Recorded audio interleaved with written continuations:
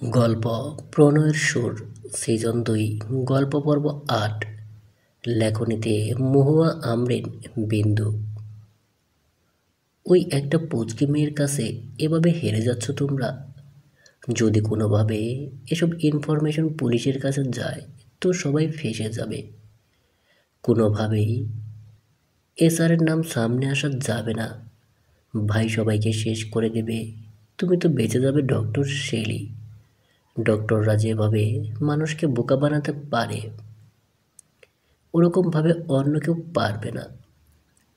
তোমাকে এসব বলার জন্য এখানে ডাকিনি রাহুল। ওই মেয়েকে খুঁজে বের করো, সাথের ছেলেটাকেও। কার কথায় কিসের জন্য এসব করছে ওরা, কিভাবে বা জানলো আমাদের বিষয়ে?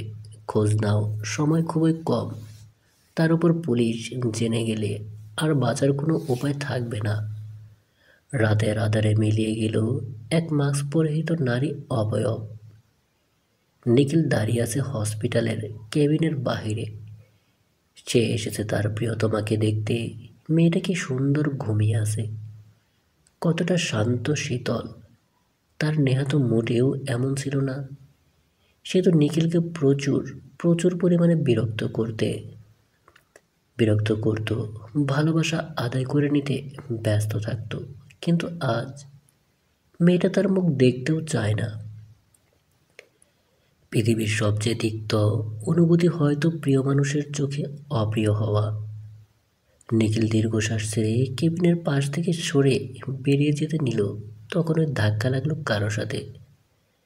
যে মানুষটির দিকে তাকানোর আগে তাকালো ফ্লোরে পড়ে থাকা আইসক্রিমের দিকে, যেটা এখনো ফ্লোরে লেপ্টে গেছে চারপাশে। নিখিল সরি বলতে যাবে, ঠিক তখনই সামনে থাকা ব্যক্তি বলে উঠল, তোকে দেখো না তুমি, দিলে তো। আইসক্রিমটা ফেলে এমনিতে মিম্মি কিনে দিতে চায় না। নিখিল এক পলক তাকিয়ে রইল বাচ্চাটার দিকে। পর মুহূর্তেই হেসে উঠল খিলখিল করে। হামিদা বেগম সে দৃশ্য স্পষ্ট দেখল দূর থেকে।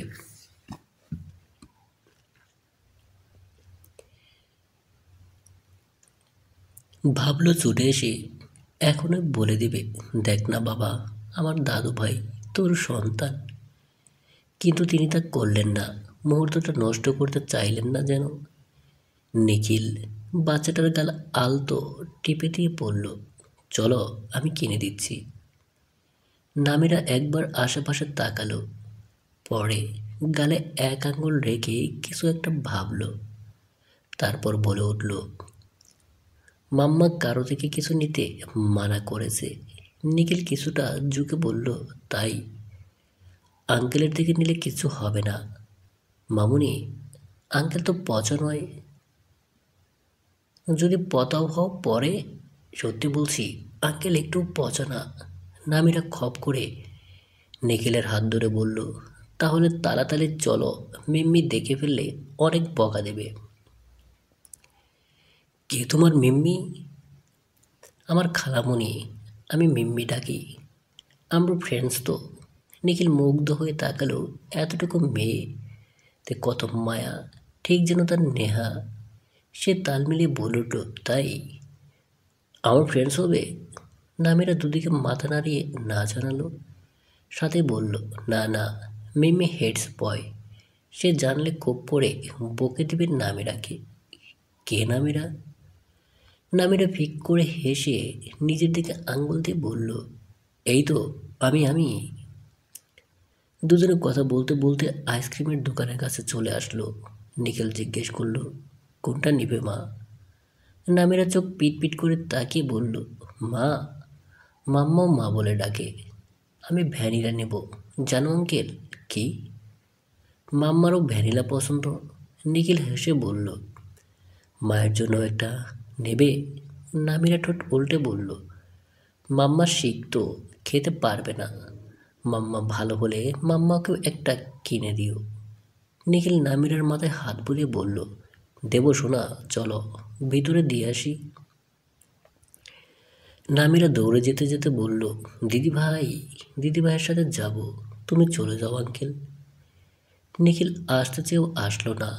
দলের একটা ছেলের সাথে দেখা হয়ে গেল তার। কথা বলতে ব্যস্ত হলো। রোহান হাই তুলতে তুলতে বলল, জেরিন আপু, শুরু করো তো। তখন ছোট ছিলাম তো তেমন কিছু দেখতে পাইনি, তুমি বরং বলো, এখন একটু প্রেম প্রীতি বোঝার বয়স হয়েছে। মিহির রোহানের কান টেনে ধরে বলল, বলবো নাকি আন্টিকে? রোহান কান ডলতে ডলতে বলল, মিহির ভাই, সব জায়গায় মাকে কেন আনো বলো তো? যাও, আর কিছুই বলবো না আমি। বৃষ্টি বিরক্তি নিয়ে বলল, উফ, শুরু করো তো। ওদের যে কাহিনী, রাত তো এখানেই শেষ হয়ে যাবে।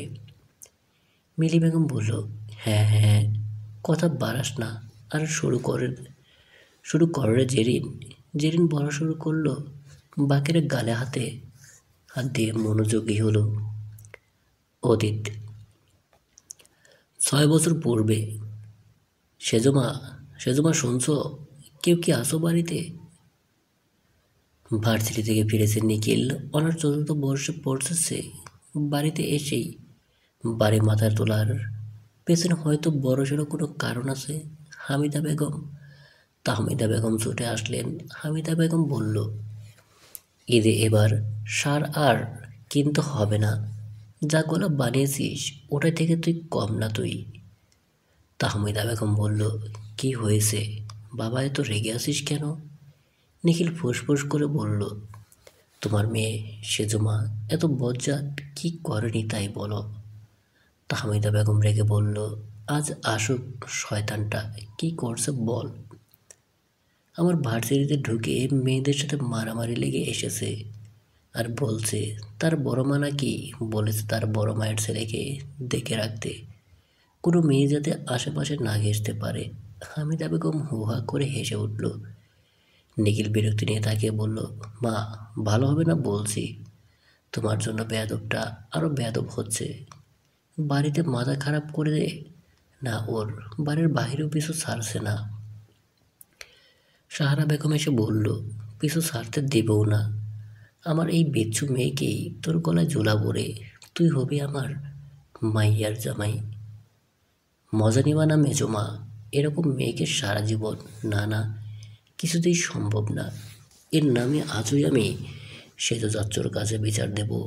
নেহা দরজা থেকে ছুটে এসে নিখিলের হাত চেপে ধরে বলল, ভুল হয়ে গেছে বড় ভাই, জীবনেও করবো না, এই দেখো কান ধরে ফেলেছি, এই শেষ। আব্বুকে কিছু বললো না প্লিজ। নিখিল হাতটা ঝাপটা মেরে সারিয়ে বলল, এরকম কথা তুই প্রতিদিনই বলস, আজকে কোনো মাপ নাই। নেহা ডেকে বলল, ভাইয়া প্লিজ। বড় মা, তোমার ছেলেকে বোঝাও না, আমি কি এমন নাকি? তুমি তো জানো আমি কত ভদ্র। তাহমিদা বেগম নেহার কান টেনে ধরে বলল, তুই কত ভালো সবার জানা আছে, ছেলেটার পেছন লাগবি না। আর কলেজে গিয়ে কি মাঠে গড়াগড়ি কাজ, ড্রেসের কি অবস্থা করেছিস? বৃষ্টি ভেতরে ঢুকতে ঢুকতে বলল, আর বলো না সেজমা, তোমার মেয়ে বাচ্চাদের স্কুলে গিয়ে বাচ্চাদের খেলার জিনিস দিয়ে খেলে এসেছে। তাহমিদা বেগম কপাল চাপড়াতে চাপড়াতে রান্নাঘরে ঢুকল। নেহা হামিদা বেগমকে জড়িয়ে ধরে বলল, বড় মা, তুমি একটু ধুয়ে দিবে বলো, মা তো ধুয়ে দেবে না। নিখিল সিঁড়ি বেয়ে নামতে নামতে বলল, আমার মা কেন ধুয়ে দেবে রে? তোরে কি আল্লাহ হাত দেয় নাই? নোংরা আবর্জনা অপরিষ্কার মেয়ে কোথাকার। বাড়ির মানুষগুলোর দয়ার শরীর না হয়ে তোকে কে রাখতো বাসায়? নিখিল নেহার চুলগুলো একটু হাত দিয়ে টেনে বলে উঠল, সি সি সি, এর থেকে ভালো তো কাকের বাসা। চুলগুলো তো এমনিতেই ছেলেদের মতো, তার উপর কি বালি চুলে। ওয়াক ওয়াক, জাগিয়ে ওয়াশ কর পেতনি। নেহা নাক ফুলিয়ে দৌড়ে উপরে চলে গেল। হামিদা বেগম বলল, তুই মেয়েটার পেছনে লাগিস কেন? নিখিল চুলগুলো আরও একটু পরিপাটি করতে করতে বলল, ওর সাথে লাগতে ভালো লাগে তাই লাগি, তুমি আমার পেছনে লেগো না তো মা, বাহিরে যাচ্ছি। সাহারা বেগম ডেকে উঠল, ও মেয়ের জামাই, না খেয়ে কোথায় যাস? আঙ্কেলের সাথে একটু পার্টি অফিসে যাব। সেতারা বেগম এসে বলল, রাজনীতির ভূত চাপছে দাদাটার মতো। নিখিল দৌড়ে বেরিয়ে গেল। বাহির থেকে সাব্বির ঢুকলো খাবার টেবিল থেকে চো মেরে এক মুঠ শশা নিয়ে আবার বাইরে যেতে যেতে বলল, নিখিল ভাই দাঁড়াও, বাবা আমাকেও যেতে বলেছে। হামিদা বেগম তপ্তশ্বাস ছাড়ল। জেরিন ব্যাগ রেখে বসে পড়ল। সেতারা বেগম বলল, কিরে বইন, পিরিত করতে গেছিলি নি? অনে তো স্কুল কলেজ কোনোটাই নাই। জেরিন বিরক্তি নিয়ে বলল, বুড়ি আর কোনো কাজ পাও না তুমি? কোচিং করতে গেছিলাম, যাও তো খাইতে দাও, ক্ষুধা লাগছে। সেতারা বেগম নাক ছিটকে বলল, দুদিন পরের বাড়ি যাইবা, মাইয়া এখনো ভাতটুকু নিয়ে খেতে পারে না। জেরিন মুখ ভেঙচি কাটল। নেহা চিপসের প্যাকেটগুলো সরিয়ে বসলো নিখিলের সুন্দর পরিপাটি করে রাখা বিছানার ওপর। শুয়ে বসে যেভাবে পারছে বিছানায় ফেলছে আর খাচ্ছে। পুরো ঘরটা মুহূর্তেই এলোমেলো ময়লার স্তূপে পরিণত হলো। তৃপ্তির ঢেকর তুল নেহা। পেটে হাত বুলিয়ে বলল, নিখিল্লা তুই আর তোর পরিষ্কার থাক সব কিছুই, আমার এক বালতি বিরক্তিতে ভরা ময়লা।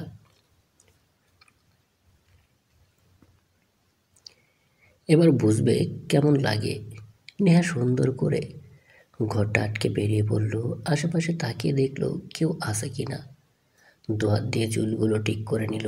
পরনের স্কার্টটা দুহাতে উঁচু করে সিঁড়ি বেয়ে নামলো।